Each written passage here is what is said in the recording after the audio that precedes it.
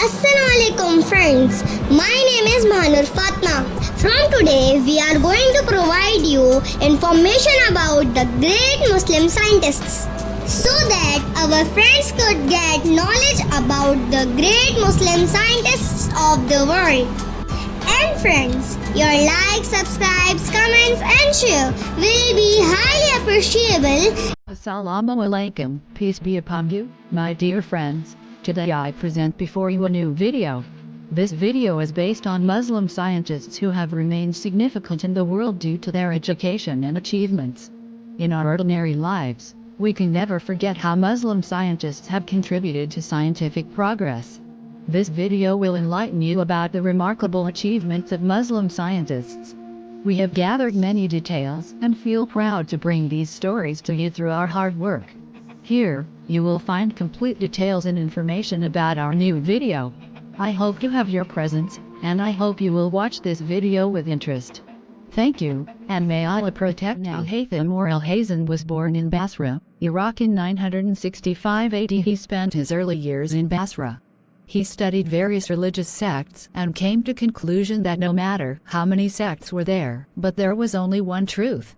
The truth that was guided by logic. Therefore, he decided to spend his life in search for the truth of universe. In quite an early age he became a wazir. But his duties as a wazir did not allow him to continue his search for the truth, and hence his scientific journey came to a break. So, he pretended to lose his mind so that he could be relieved of his duties and he could continue his scientific research. When he was 31, he decided to travel to Cairo, where a young Caliph Al-Hakim was the ruler. Al-Hakim had two reputations. First as a cruel ruler, and second as an admirer of science and thinking. There were many scholars in his court, and Al-Haytham also got a place there. At that time, Egypt used to get affected by the annual flooding of the Nile River. Al-Haytham suggested to construct a dam to counter this problem. He was made in charge for the construction of dam, but soon he realized that it was beyond his expertise. He knew that Caliph would have him killed upon failing, so once again he acted that he had lost his mind. The Caliph confiscated his books and instruments and locked him in his house. Nearly after a decade, the Caliph died and Al-Haytham was released. While in arrest he had continued his search for truth and researched on mathematics, physics, optics and most importantly on the development of scientific method. His book on optics, Kitab al-Manazir, was comprised on 7 volumes and influenced the scientists for centuries. In this book, he told about how light travels in different mediums and how it refracts when enters from medium to another. He also explained different colors of sunsets, shadows, eclipses and rainbows by explaining dispersion of light into its constituent colors. In his book, he explained that light is same irrespective of the source and with same characteristics. He also explained the anatomy of human eye and how it functions. He told about the lens in the eye and the fact that we see things due to rays reflected from the object viewed. Through his understanding of optics and careful experimentation, he gave the idea of scientific method. It means that the scientific research is done in certain steps and each step leads to next step. Al-Haytham did not want to confine himself to some areas of science and philosophy, rather he wanted to explore more and more. He was particularly interested in physics and mathematics.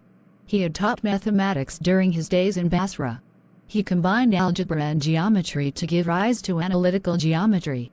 In the field of physics, he was the first to propose the fact that an object moves in a straight line until disturbed.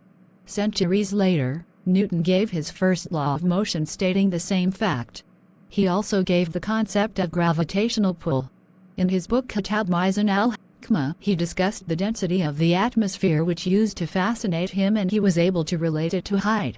He observed that the twilight ended or began when sun was 19 degrees below the horizon. Through this he calculated the height of atmosphere to be 89 kilometers. Al-Haytham wrote over 200 books and had worked on numerous problems of mathematics, astronomy and philosophy, but most important works of Al-Haytham are in the field of optics and mathematics. Much of his work was translated into Latin and other European languages. He died at the age of 75 in 1039 AD, but left a legacy that is helping mankind to this very day, and he is known as the father of modern optics. In 2015, the world celebrated the International Year of Light remembering Al-Haytham's Kitab al-Manazir on its 1000th anniversary.